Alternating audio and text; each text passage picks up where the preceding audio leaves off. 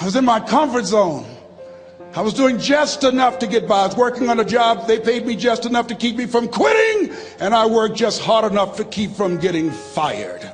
How many know people like that? Blink your eyes if you understand what I'm talking about. I was parked. I knew I could do more. But when my mama died, it took something out of me. When I went through a divorce, it took something out of me. When my best friend died, it took something out of me. I parked. And somebody said that life is like an onion. You have to peel it one layer at a time. And sometimes you cry. Life's going to happen to you when you have a dream. You're going to get slapped around. And don't take it personal. Don't ask, why did this have to happen to me? Why not you? Who would you suggest? You want to give us some names, some email addresses? And don't tell everybody. 80% don't care and 20% glad it's you. It's called life. Suck it up and move on. Get over it.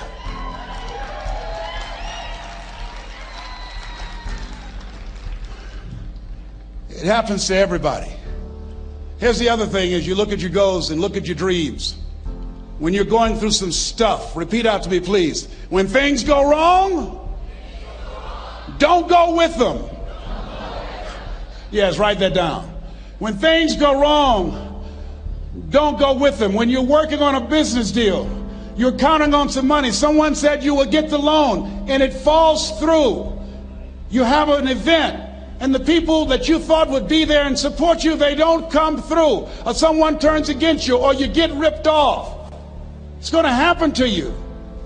Happened to me. Someone stole all my products, my database, over 180,000 names and addresses. It's not personal. It's going to happen to everybody. It does. 8 out of 10 millionaires have been financially bankrupt. Walt Disney had he filed bankruptcy 7 times and had 2 nervous breakdowns. It's called life. But I got a saying: when life knocks you down, try and land on your back, because if you can look up, you can get up. You've got the power in you to do that. You've got something special. You've got comeback power. Here's the other thing. Let us say together, it's possible. It's necessary. It's me. Yes, write that down. It's me. Take ownership for your life. Nobody can live your dream for you but you. Nobody's going to take care of your business like you. Stop coming up with excuses. Don't give yourself permission to continue to live a small life. You can't fit a big dream into a small life. Give yourself permission to go for it, to test yourself, to challenge yourself, to live full. I like the saying, always strive to get on top in life, because it's the bottom that's overcrowded. The reason you're here is because there's something in you that says, I can do more. This just can't be it. There's something in you. There's a calling on your life. There's something in your heart that caused you to get dressed and spend the money to go to seminar after seminar and listen to message after message and speaker after speaker. Because there's something in you that tells you this is not it for you. You have not peaked here. There's more in you that you are expressing. Eye has not seen, ear has not heard, nor has entered the heart of mankind what's in store for you if you challenge yourself, if you persist and persevere, if you take ownership for your life. George Bernard Shaw said the people that make it in this life, they look around for the circumstances that they want, and if they can't find them, they create them. Create what you want. You have the power in you to do more than you can ever begin to imagine, to control your destiny, to make a difference in our children, to make a difference on the planet, to make an impact. Let us say together, it's me. And let us say together, it's hard. Say it like you know it. Say, it's hard. Ladies and gentlemen, it's hard. There are people who have seen their retirements taken away from them by the corporations that they work for. They were within 2 or 3 years of retiring, and they had it taken from them. The number one entrepreneurs in this country now are senior citizens. The number one employer, number two, McDonald's and Walmart. And there's nothing wrong with those jobs. I guarantee you those people did not have a plan to end up living their lives at the end of life with those types of jobs. And they didn't have a plan like you have, and while you're investing in yourself, not to. And it's hard. There are people making choices between purchasing prescription drugs or paying for gas or a mortgage note. It's hard when you're working on a job for 20 years, 30 years, give them some good years, and then they come in and tell you, we've downsized. In other words, you're fired. And then you have to start all over again. How many of you know it's hard? Raise your hands, please. It's hard. And it's not fair. One of the things I like about T. Harv is he talks about work and investing in yourself. It's not fair when people are going up against that kind of stuff to tell them just think positive and be enthusiastic and everything will work out all right. Ain't that kind of party.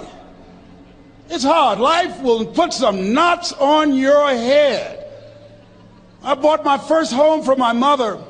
I was rushing, didn't know what I was doing, and I bought a home that had a lien against it.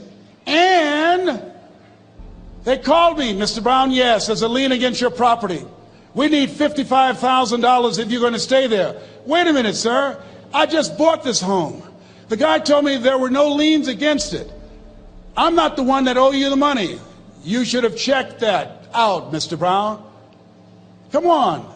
I called my attorney. We followed up. Yes, Les, there's a lien against the property. But he told me there were no liens. He lied, obviously. Oh, my God. He told me he wanted to help me because he admired the fact that I was buying this home for my mother and that he was adopted, and he identified with me. Les, he suckered you. He played you, man. So what? Well, would they take payment arrangements? What about $5,000 a month? They want all the money, Les. They want all the money, or you're going to have to get out. The house is going up for sheriff's sale. Do you have it? No, I don't have them. Can they give me some time? Tell them to give me 3 months, please. Give me 3 months. My mother's in her 70s, man. She has a bad heart. Don't do this to me. This is my dream. Don't do this, man. Please, let me talk to them. Les, I'm talking to their attorney. They don't want to talk to you. I've got to talk to their attorneys. Do you have the money? No. Will they give me 3 months? No. What about 2 months? No, Les. They want the money in 7 days. Oh, my God. Let me call you back. I'm not sure. And I walked the floors thinking, God, how could this happen to me? I got to figure this out, huh? I got to figure this out. It seemed like the days were just ticking off. Thursday, I had to call them and let them know. They called me, Les, do you have the money? No, I don't. Friday, you have to leave. The sheriff will be there. You're going to have to leave, Les. They're going to take my house. What about my down payment? You lost it, Les. You lost it. Okay. I got to go. Yes. I prayed, Lord, please, if you show me that you're real, if you're really real, you think Paul worked for you, you haven't seen anything. Don't let me lose this house and watch what I'll do for you. I was trying to cut a deal. Have you ever tried to cut a deal? It's amazing how spiritual you get when you get in trouble. You know what I mean? When I was diagnosed with prostate cancer, I was going to bed with the Bible and the Holy Quran and Science of Mind and Joel Goldsmith, everything I could find. I was praying to Jesus, Yahweh, Melchizedek, everybody. I was calling on everybody. It's amazing. And here I was walking the floor, 3 o'clock in the morning, and I had to go and wake my mother up. I got on my knees and I said, Mama, I said, I need you to wake up. She said, what's wrong, Leslie? I can hear you walking back and forth. I'm not asleep, son. I said, there's something I need to tell you. She said, your eyes are red. Why are your eyes red? Because I feel so stupid now. Why? we got to move tomorrow. Why, Leslie? There's a lien against the property and they want $55,000 and I don't have it. And we're going to be set out tomorrow. We have to go back to Liberty City. So she said, it's okay. I don't like this house anyhow. I said, why? She said, because of my arthritic knees, it hurts my knees when I go up the steps. I said, and why didn't you tell me? Because you were so happy. I just said it because you were happy. I'll live in a shack with you, boy. I love you. It's not the house. I love you. I love all my children. I said, thank you, Mama. Thank you. And the next day when we were in the truck going back to Liberty City and we pulled down 68th Terrace, the neighbors came out and said, wow, Mamie, y'all coming back? Are you back? Yes. What happened to the home your boy bought for you? Those boys you adopted. Leslie didn't do a title search. He made a mistake. And boy, I was so humiliated. How many ever made a mistake that you were just humiliated? Raise your hands. I was devastated. I was taking the furniture off the truck and my mother came and I was crying and she said, boy, I said, yes, ma'am. She said, hold your head up. I said, Mama, I can't. She said, hold your head up. I said, why? Look what I've done. She said, it's okay.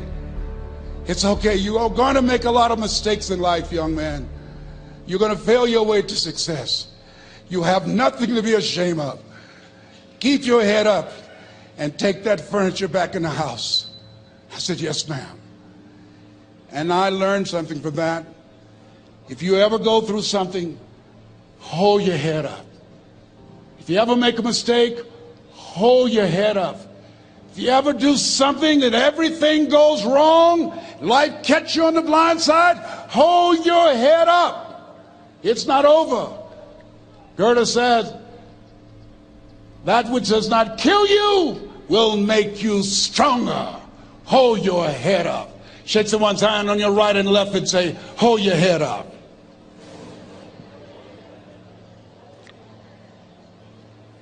Here's something else, ladies and gentlemen. Repeat after me, please. You got to be hungry. Everybody together, you got to be hungry.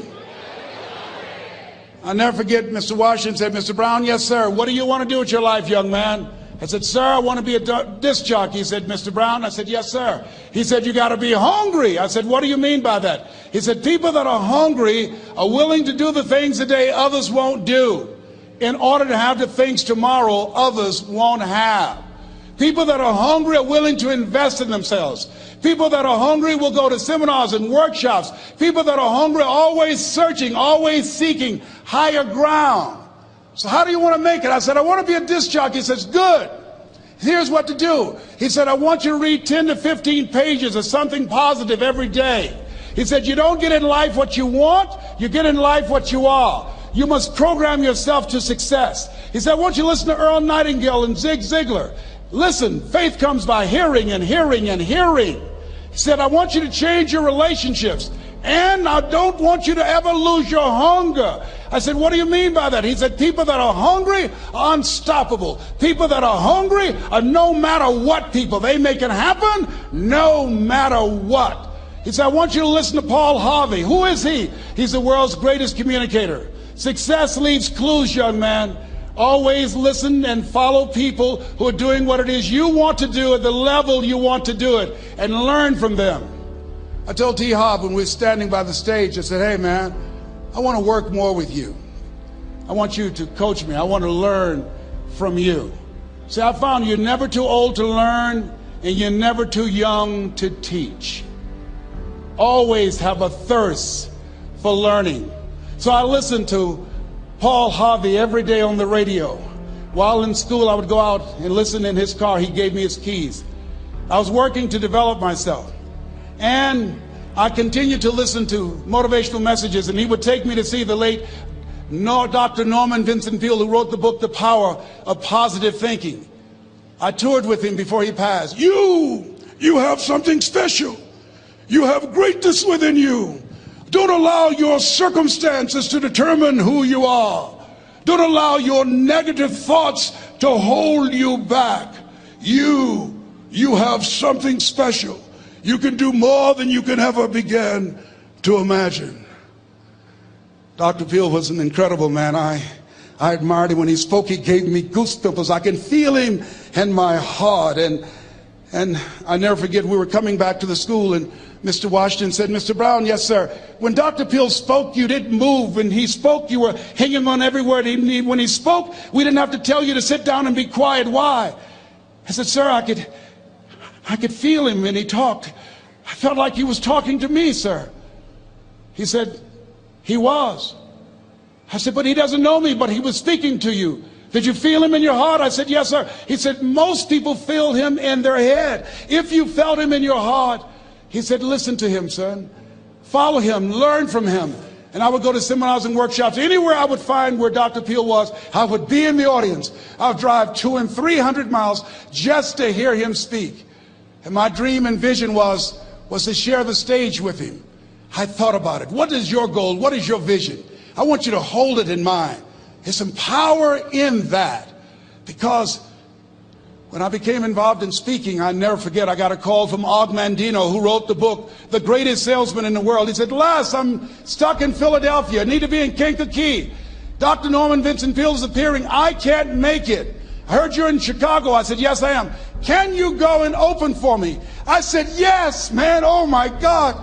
Dr. Peale, I said, yes, I'd love to do it. And I went there and I came. I said, hi, I'm Les Brown. He said, you're not the band of renown? I said, no, I'm Mrs. Mamie Brown's baby boy. I'm here to speak. He said, come backstage. And his wife, Martha, was there. And she said, Papa, Les Brown is here, the speaker. And he said, Les Brown, shoot for the moon. Because even if you miss your land among the stars. I said, sir, that's my quote. I wrote you when I was in the 11th grade. I was a part of a special education class project. That's my quote. He said, I know. I end all my speeches with that quote. And Dr. Peel had a great sense of humor. A young man was backstage, and I had so many questions to ask him, and my mind froze up, and the young guy said, Dr. Peel, how old are you? And he was up in age. He said, Sonny, I'm 92. The young man looked at him and said, I don't know if I want to live to get 92. He said, that's because you've never been 91. So I did the things that Mr. Washington suggested. I listened to motivational tapes on a regular basis. I would go to seminars and workshops whenever Zig Ziglar and Dr. Dennis Waitley and Jim Rohn would come to town. And I said, sir, what do you want me to do now? He said, Mr. Brown, I've given you everything that I can give you. He said, develop your mind, put your money where your mouth is, continue to learn how to be an effective communicator, because once you open your mouth, you tell the world who you are. And always surround yourself with OQP, only quality people. So I went to apply for a job on Miami Beach. WMBM radio station. Milton Butterball Smith was the program director. Hello, Mr. Butterball. How are you, sir? My name is Les Brown, sir. I'd like to be a disc jockey. He said, young man, you have any journalism in your background? I said, oh, no, sir, I don't. You have any experience in broadcasting? I said, no, sir, but I practice all the time, sir. Let me audition for you, sir. Let me show you how good I am. All I need is a shot, sir. He says, no, we don't have any job for you. How many ever been rejected? Raise your hands, please. I was devastated. I went back and I told Mr. Washington, I said, Mr. Washington, they said no. He said, don't take it personally. Most people are so negative, they have to say no 7 times before they say yes. He said, you got to be hungry. Know your vitamin. Go back again. I said, yes, sir.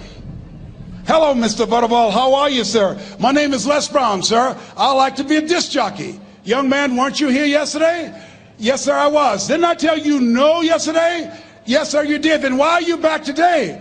Well, sir, I didn't know whether or not somebody was laid off or somebody was fired, sir. Nobody was laid off or fired. Now, get on out of here. I came back the next day. Hello, Mr. Butterball. How are you, sir? My name is Les Brown, sir. I like to be a disc jockey. I know what your name is. Weren't you here the last 2 days? Yes, sir, I was. Didn't I tell you no the last 2 days? Yes, sir, you did. Why are you back? Oh, sir, I didn't know whether or not someone got sick or someone died, sir. No one got sick or died. No one was laid off a fire. Now don't you come back here again. I came back the next day talking loud, looking happy like I was seeing him for the first time. I said, hello, Mr. Butterball, how are you? He looked at me with rage. He says, go get me some coffee. I said, yes, sir. My favorite book says the greatest among you will be your servant. How many of you are serious about your goals and dreams? Raise your hands. Very good. Write this down.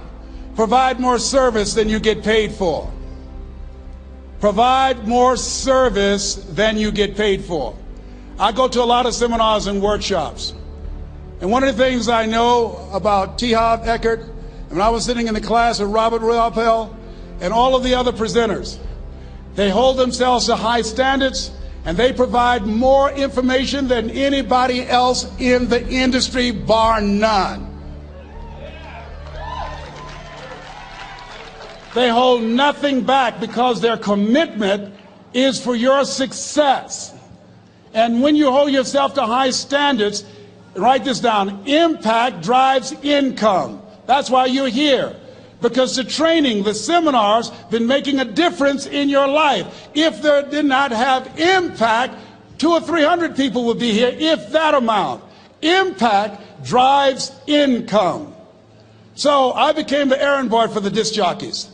I would go get their lunch and their dinner, and I would bring it to them in the control room, and I'd watch them working the control boards, knowing my time will come. Write this down. I expect to reach my goal. Yes, you want to operate with a spirit of expectation. I expect to reach my goal. So I started preparing for the next position. Never forget one quote that I heard. As you look at your life, you look at your goals and dreams. It's better to be prepared for an opportunity and not have one than to have an opportunity and not be prepared. If you expect to reach your goal, prepare yourself now. And so then pretty soon, the guys at the station, they begin to take a liking to me. Write this down. Build relationships. As you're aware, people deal with people that they know, like, and trust. And so they would say, Leslie, yes, sir. Come here, yes. Come outside. Who did this? Oh, your car? Yes. Who cleaned my car? I did, sir. I would wax their cars on the weekend, inside and out. How much do you charge? Oh, nothing, sir. I just wanted to help out. I was providing more service than I got paid for. I was building relationships. They said, whoa, look here. Donna Ross and the Supremes are coming to town. The Four Tops and the Temptations. Here are my car keys. Pick them up for me. Take them to the Fontainebleau Hotel on Miami Beach. I said, yes, sir. I would drive them all over Miami Beach in their big, long Cadillacs. I didn't have any driver's license, but I was driving like I had some. Then one day, it was a Saturday afternoon, a disc jockey by the name of Rockin' Roger was drinking while he was on the air. It was a Saturday afternoon, and I was the only one there. Rockin' Roger got so drunk, he could not complete the show. He started slurring his words. He's about to fall off the chair. And there I was, looking at him through the control room window, walking back and forth, young, ready, and hungry. I was saying, drink, Rock, drink. Drink, Rock. I'd have gone and get him some more if he'd asked me to. Then pretty soon the phone rang. It was the general manager, and I answered the phone. I said, hello? He said, young boy, this is Mr. Klein. I said, I know. He said, Rock can't finish his program. I said, I know. He said, would you call one of the other DJs in? I said, yes, sir. I said to myself, he must think I'm crazy. I called my mom and my girlfriend, Cassandra. I said, y'all come out on the front porch and turn up the radio. I'm about to come on the air.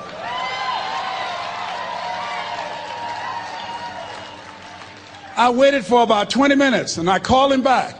I said, Mr. Klein, I can't find nobody. He said, young boy, you know how to work the controls? I said, yes, sir. He said, go in there and segue the records, but don't say nothing here. I said, yes, sir. I couldn't wait to get old Rock out of the way.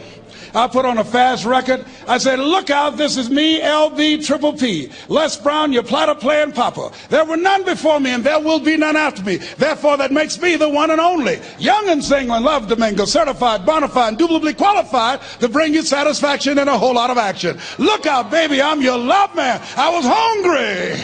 I was hungry. Get old man a round of applause. I was hungry. I was hungry. You got to be hungry. Shake someone's hand on your right and left all around you and say, you got to be hungry. You got to be hungry. To get those dreams out of your head and step into your greatness, you got to be hungry. To get those ideas, that talent, that gift out of your system, you got to be hungry. To get up off the canvas of life and understand what Willie Jolly meant, that a setback is a setup for a comeback. You got to be hungry. People that are hungry are willing to do the things today others won't do in order to have the things tomorrow others won't have. How many of you got value out of what you've heard thus far? Raise your hands, please. Very good. I'd like to leave this with you. I don't know what your goals are. I don't know what you want to do. Here's what I know about you. You have greatness within you. Here's what I know about you. I can help you to live full and to die empty. I can show you what I've learned. If anybody told me that I would be doing what I'm doing now, I leave here today, I go to New Orleans and speak there, then I'll be flown to Barcelona.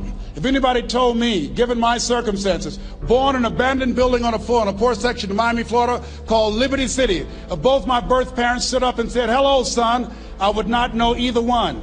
Being labeled educable mentally retarded, put back from the 5th grade to the 4th grade, failed again when I was in the 8th grade, no college training. Anybody told me the principles that I would teach you, that they would have the impact that it has had on my life. This Les Brown that you see, I did not know he existed.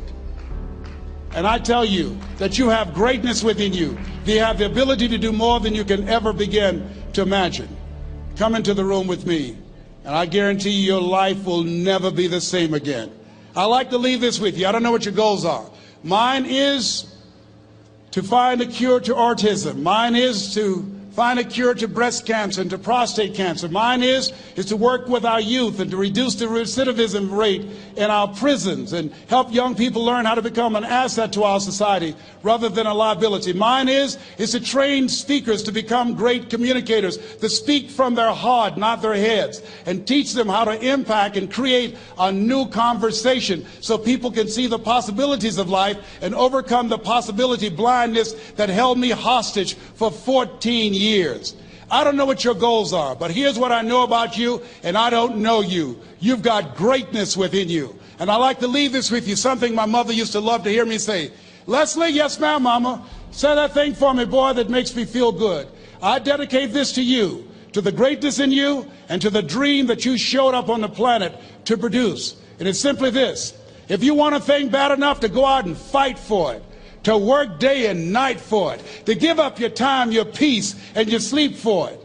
If all that you dream and scheme is about it, and life seems useless and worthless without it, and if you gladly sweat for it and fret for it and plan for it, and lose all your terror of the opposition for it, and if you simply go after that thing that you want with all of your capacity, strength and sagacity, faith, hope, and confidence, and stern pertinacity,